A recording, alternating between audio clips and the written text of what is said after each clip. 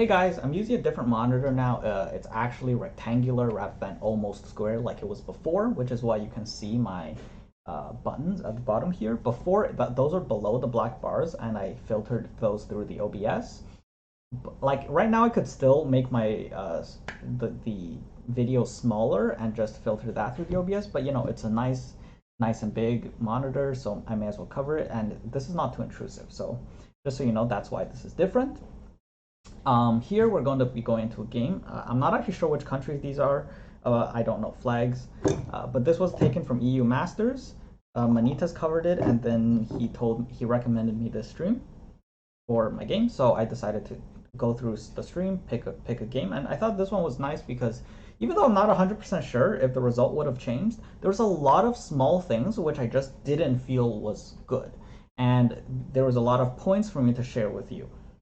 So first, let's start here. As you can see, it's just Deep versus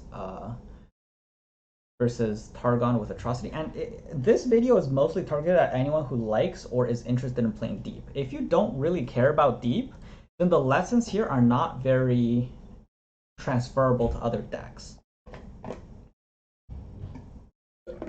The advice I want to give is pretty Deep specific, so you're probably not going to get much out of this if you aren't interested in Deep at all.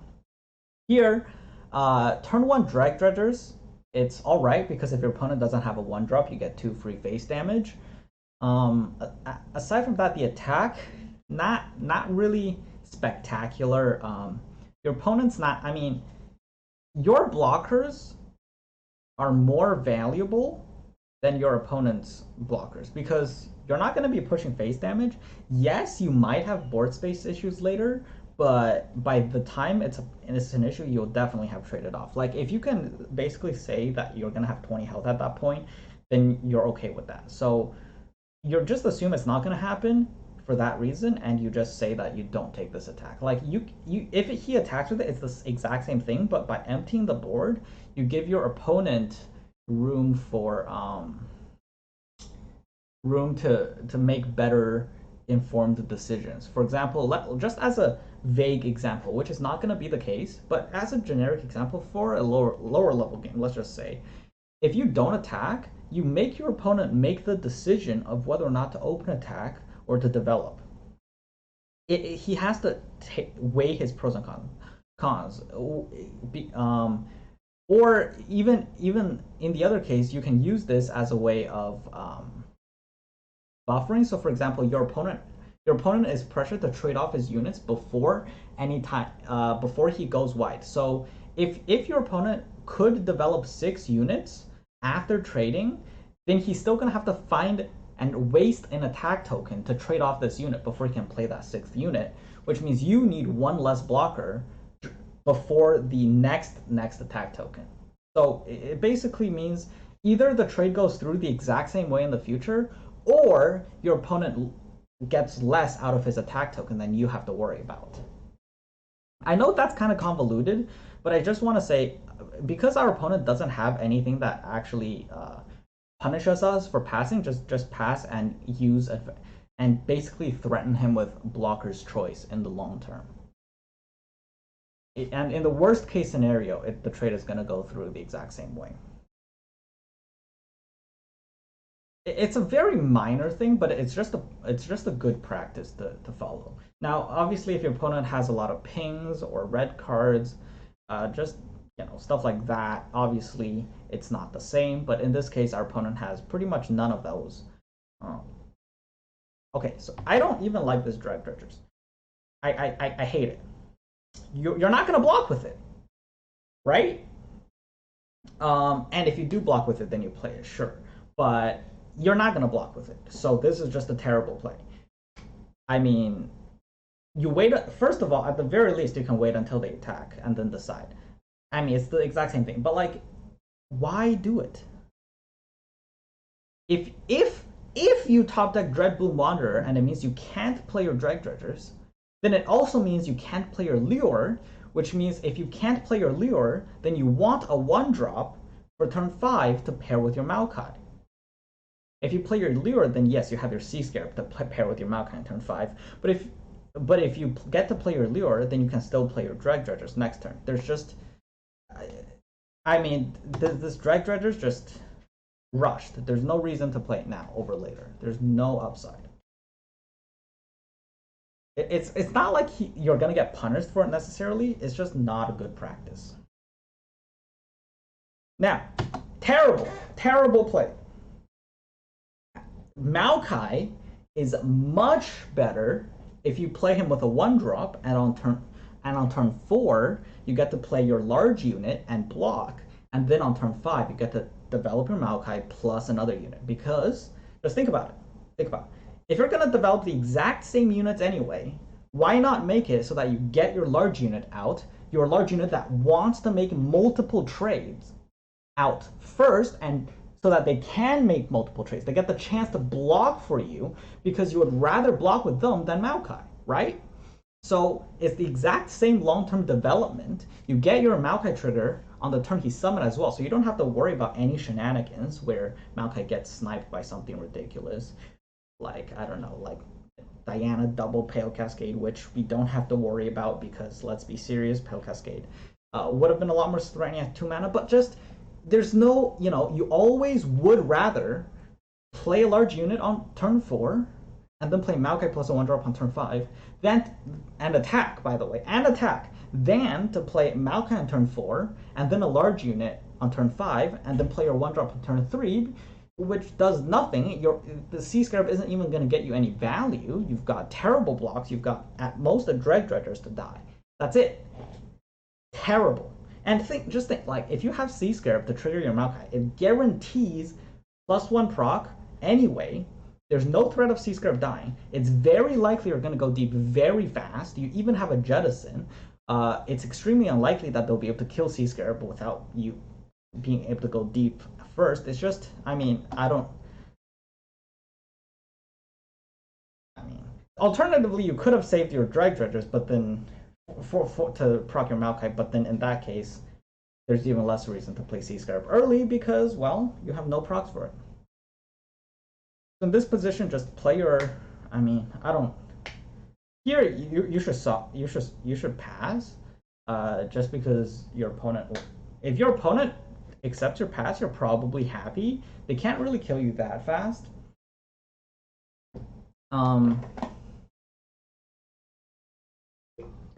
So in this position, they kill your Sea Scarab.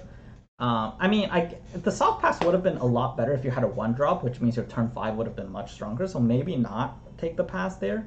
Hard pass, but it's just, the Sea Scarab is a terrible play. So now, our Maokai takes 2 damage instead of our Sea Monster. And so here, the natural play is probably to play the Abyssal Eye, I think. And the reason for that is because you have 2 3-mana cards to play next turn. And you get to save your 1 mana for your Jettison, which is why it's better to me than Devourer, which would prevent you from saving mana for Jettison. I like the Abyssal Eye into double 3s next turn. And also, you don't really want to kill Diana right now because you don't want a second Diana to have Challenger. And if they play the Pale Cascade, it does not give her Challenger because she's not leveled up yet. So I really prefer the Abyssal Eye in this position, which is not what they played. It's simple. Just count your mana, and it just adds up better. The math adds up better. That's all there is to it. And it's very hard for them to punish you as well. Also, you get +1 draw. Who's gonna care? Who's gonna hate +1 draw? You get +1 to deep. Who's gonna hate that? And, well, you get to develop more cards next turn. You get to develop 2 cards instead of 1 next turn. Who's gonna complain about that?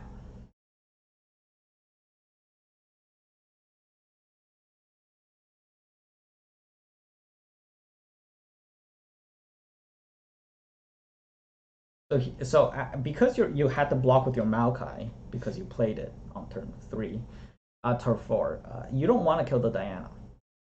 So you just pull the you pull the Fangs, and then from here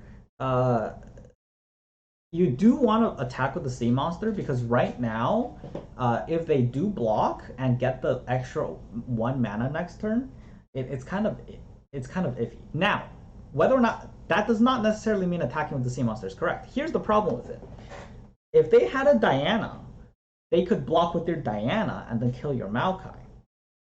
If that whether or not that's good enough for them, I'd say probably not, just because you can play the Devourer.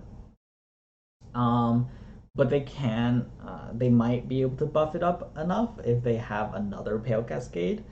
It's two, so +1 Pale Cascade does mean that it saves Diana because it levels up, so it's ends up being 4 health, and then you're kind of in trouble. Um, I probably just don't attack with it because I mean, I don't it's hard for me to say whether or not it's correct. I am leaning towards not attacking just because our Maokai is at 2 health because we played it on turn 4. Um, I don't know. I would say probably just don't do it. It feels a little bit safer. I wouldn't say that it's wrong though. So now we top deck a 3 mana card, so we do still get to play 2 3 mana cards this turn, which is nice.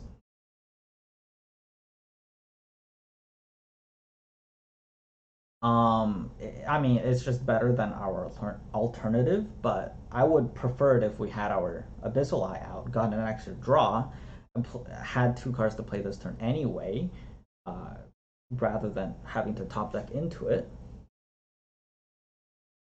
We would also have an extra sea monster out, which could mean good things because we're going to go deep and probably threaten lots of damage. Also, Abyssal Eye could have attacked safely without having to worry about things like replaying Diana or giving them +1 mana. The elusive keyword is pretty good.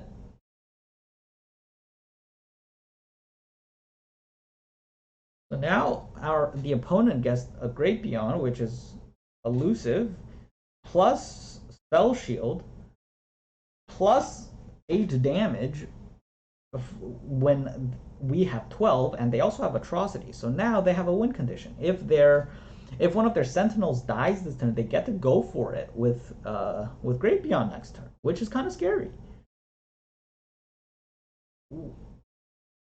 Which is why I'm almost tempted to not try to kill it, or I should say, try to not kill one of their Sentinels.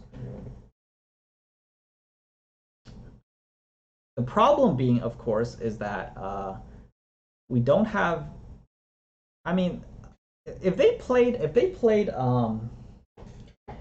Immortal Fire next turn, it's not that scary. So maybe we could just play around Great Beyond here by just not going for it. Like if we just play, for example, Abyssal Eye, and then maybe play Dread Dredgers after the attack. But the problem is then you can't attack with much. You can only attack with the Abyssal Eye, and that's why it's kind of.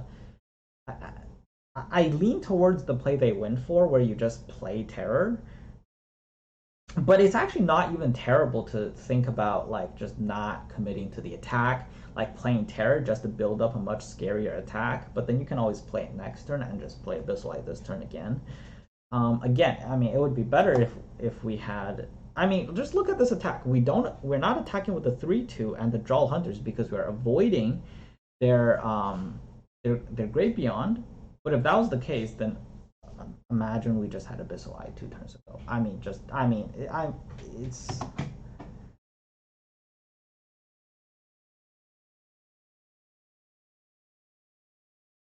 So they had the Hush, which allows them to play Great Beyond next turn and therefore play for a win.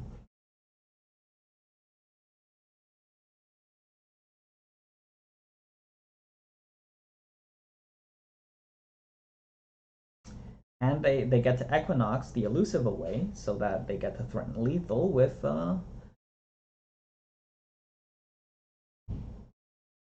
their Atrocity next turn. And it's as it is, it's gonna be enough. So we'll just move forward a bit. Slaps for 8. And now they actually top decked Bone Skewer. But the opponent equally top decks Pale Cascade as an answer for the Bone Skewer. because this would have put us at 1 HP, and the Pale Cascade puts us back down to 0. And the thing is, you might say with hindsight, oh, but that means we should have just attacked with the Dreadbloom Wanderer on this turn, and then we would have been fine. Yeah, but the thing is, you don't know you had Bone Skewer. So if you attack with the Dreadbloom and they had Great Beyond, they don't even need the Hush. It basically guarantees that they get to if they have Great Beyond, they get to connect and go for it. And then we just might not drop Bone Skewer, and then we just lose, even when our opponent has less necessary tools like no Equinox and stuff like that, and we'll just lose. So it's not enough to say we should have attacked with the Dreadbloom, but if we're gonna allow them to Hush, then it's not that different if we attack with the Dreadbloom anyway and pray. I mean, because this allows them to Hush and make the exact same play, assuming they do need one extra silence. But I wouldn't go as far as to say we should have attacked with it. I don't think that was the problem. I think the problem came sooner.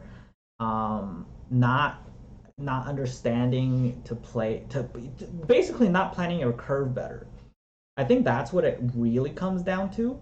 I don't know if it would have been a decisive difference, but considering that it came down to double top decks, like for example, blue team would have won if their top deck was enough, and red team only won because they had a matching top deck to counter the top deck. Like red team would have won, but blue team top decked the answer, and then red team also top decked the answer to the answer, which is, I mean, it came down to a very decisive finish, and maybe the changes wouldn't have made a difference, but they're just good practices that you should implement. I hope it makes sense to you, the suggestions I made. It's purely about curve planning. Everything I said is about planning your curve, understanding how to spend your mana 2 or 3 turns down the line, or even the next turn, and that factor into your decision this turn so that you have a much smoother game, and you don't make long-term concessions to make a short-term play that doesn't really have any benefits. That's what I want you to take away. Don't focus on the outcome of the game. You can try to calculate if it would have changed the outcome. Maybe it would have. I don't really care. That's not what I'm here to teach you. I'm not here to say, look at these idiots. They just threw the game. They missed the win. No, that's not what I'm saying. Thank you for watching. If you made it this far, have a good day, and I will see you guys next time.